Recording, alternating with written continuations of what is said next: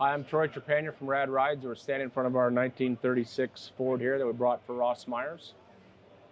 Adam Banks. I work at Rad Rides. This is Adam's creation. Him and Ross, the owner, decided they wanted to build a 1936 Fenderless car, so that was the inspiration of this car. So we built Ross a 1936 Ford back in '07 that won the Riddler. So he's a very patronage of the 36 Ford. So this was a big challenge, doing one. Everybody talked about if they built one with Fenderless. So Adam sketched the thing and he built the body, upholstery. But what's cool is there's a lot of scratch-built cars, I guess, here and there. This one's scratch-built. We did everything but the tires, the transmission, the engine block. So, like I always say, we did the door hinges, door handles, steering column. So all the extra parts too we made also. Yeah, and a lot of that is not just to say that we did it. It's a matter of making things work together like they're supposed to, and making all those components look like they belong on this car, and not that we just scavenge them from something else or just to say that we made it all.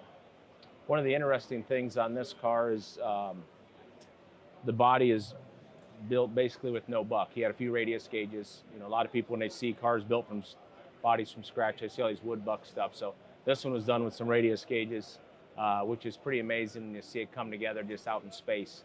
And the metal work that he did, and Casey at the shop, is it was really awesome. We brought the car around 4 or 5 times last year in bare steel just to show the workmanship. Yeah, there's a number of changes from an original 36 Ford as far as the body has been changed proportionally to make it look okay with no fenders on it. So the grill's been shortened and laid back. The front end of the car is a little bit shorter in comparison to the front axle. Cabin's been moved back a little bit. The doors are an inch shorter. All those things are changing it to make it look a little bit more proportionally to a 34 Ford, so that when the fenders are off, it looks good instead of like a bumblebee, which is what a 36 kind of looks like with the fenders off originally. As far as driveline's concerned, we had talked about that pretty early in the project. We're not really doing a traditional car, if you want to call it that, but we wanted to make something look like it. It could have been a refined build, maybe from the late 50s, early 60s. And so we used a 57 Ford 312 Y block with a McCullough supercharger.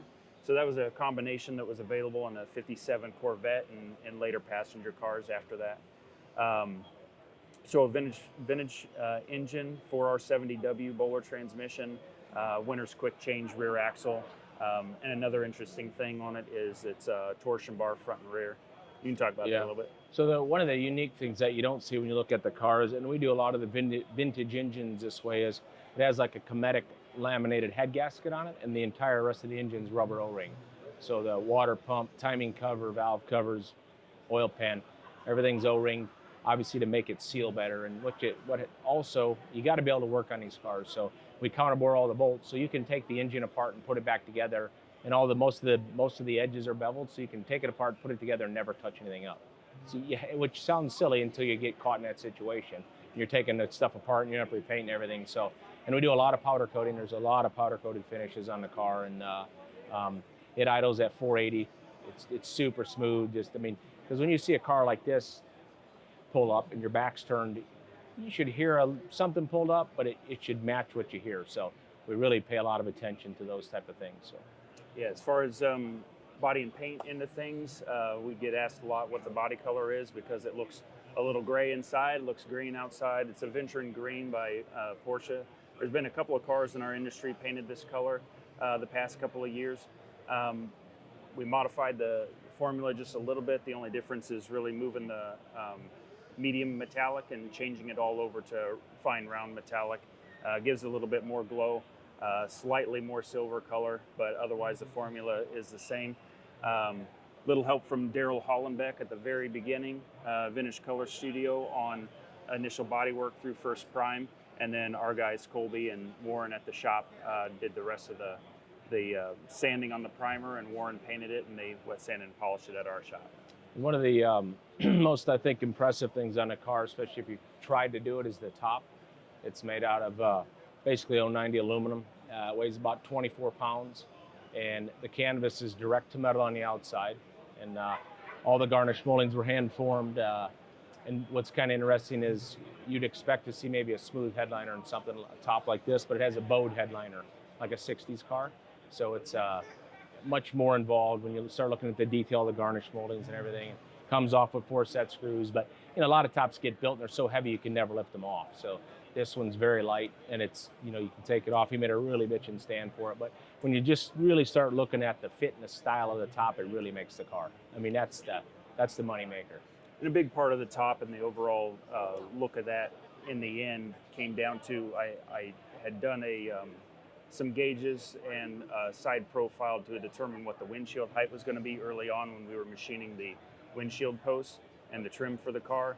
And then coming back and fine-tuning that shape and the side profile of the car, wanted something that looked sort of like a coupe, chopped coupe top, but still have it look like a folding top. And that's why we did a lift-off hard headliner with a hards cloth on the outside, but added what would be considered a third bow, which they wouldn't have had originally, just so you can get a little bit more arc out of it, and the side profile looks a little bit different from a folding top. And the gauges are interesting. They're a modified classic Ditham Force, but they're a 50 Buick. So kind of they had a really, really pretty gauges. That was the first thing that was bought for the project, was the gauges. Yeah. Used set of gauges. So we had another 51 Buick in the shop for some service stuff, and took it for a test drive. And as I was driving, I'm like, well, these gauges look a little older than a 51 Buick should have. They look like they belong in a 30s car, very deco looking. And so it was the first thing that I purchased for the project. In fact, probably before we even started on the car. One of the unforeseens also is like this, a torsion bar car, and it's, if anybody's ridden like in a buggy spring car or a coilover spring car with this type of wheelbase, they're ill handling at best. And the torsion bar stuff is incredible. I mean, you can't buy a new car right now that'll ride as good as this car. I mean, it's really amazing. The difference is you got to build in a lot of it has to move. So you need to build in, there's a lot of movement that goes on, but the ride quality is incredible. And we've put about 500 miles on it so far, just shaking things down, and just probably has given, 30 people rides, because you give somebody a ride in it that's interested in doing something like this, it's a pretty good sales tool. Yeah. So the interior is all custom built as well. A big part of what we're doing in the interiors, a lot of it has to do with ergonomics. We've all probably been in cars that you don't sit quite right in it, or you're a little uncomfortable, and you can sort of live with it because you look cool, right, driving around. But to have a car that you really want to drive in the end and be comfortable, we try to pay attention to pedal location, shifter location, steering wheel diameter, grip size. All those things make a big difference. And when you're talking about those in terms of the interior, the seat construction and where you sit in the car when you're actually sitting in it makes a big difference. So built the seat springs for this car, built our own foam covers and everything. So when you look in the car, the seat looks normal when you're in it, has a sprung seat in it. So when you sit down, you have a couple inches of compression, your line of sight's good. All those things make a big difference on how comfortable you are in the car. As far as materials are concerned, we used Garrett leather on the inside, hand-tipped leather. We used a square weave carpet on the floor, and just a sort of a woven tweed on the headliner in there, and not tweed like we all remember. This is a modern woven material. And again, lift off top, handmade garnish moldings on the inside, dash is painted body color satin with Buick gauges. Yeah, real comfortable. We machined the wheels for this car, kind of designed them in-house. It's a combination of sort of a mid-century race type wheel, but we wanted that wide 5 pattern on it. So we worked with Consuming Air Incorporated in Indy. Yeah, Jake Murray. And we had a lot of overflow from our machining side of things at the shop, and Jake really helped us out on the wheel design. And we kind of came up with something where it had sort of a 36 Ford bolt pattern on it, but had sort of that mid-century race-inspired magnesium wheel. As far as the finishes are concerned on it, we did a powder coat first just to get the texture, and then did Cerakote and baked the Cerakote over the top of it so that we got the color that we wanted, but had a texture that we couldn't get with Cerakote alone. That way you get kind of a cast look to it, while still being able to kind of wipe it off and get the color that you wanted without having a custom mixed powder. and they're machined on both sides. So if you look at the front, it looks like it's cast on the inside also. So that's a big difference. And then we made the brake drums, all the brake drum backing plates. We made all of that. They're kind of unique because they stay still as the car goes. They roll around it. But one of the features there is the axles drop so far. If you look at the backing plate, it's really robust through the bottom. So we drop the steering arm down and it's mounted right to the backing plate. So you have a lot less drop on your steering arm, so you don't get the deflection on a real far drop steering arm. But the only way to do that is because the backing plate's very robust and it bolts right to it. Normally you'd be bolting up where the spindle goes on. So we're about 3 inches lower than that. So it takes a lot of the drop out of the arm. And then the shocks are mounted inside the headlights, and it's more just to get the headlight where it belongs and not have that extra stalk up there and clean the front end up. And then the front panhard bar, most cars would have a panhard bar underneath.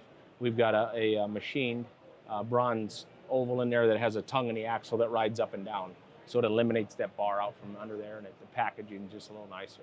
But the tongue's on a bushing so that it can still rotates. articulate with the axle. One other thing on the wheels, also on the horn button and the badge on the grill, we worked with a woman, Carla Maxwell, in California, and she's done a lot of Concours car badge restoration, and we actually have enameled badges on the wheels, steering wheel, and grill.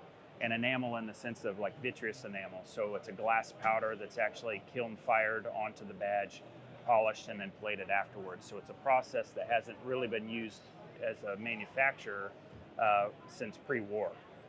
But it's something that you get a different look to it than you can with any sort of plastics or paint.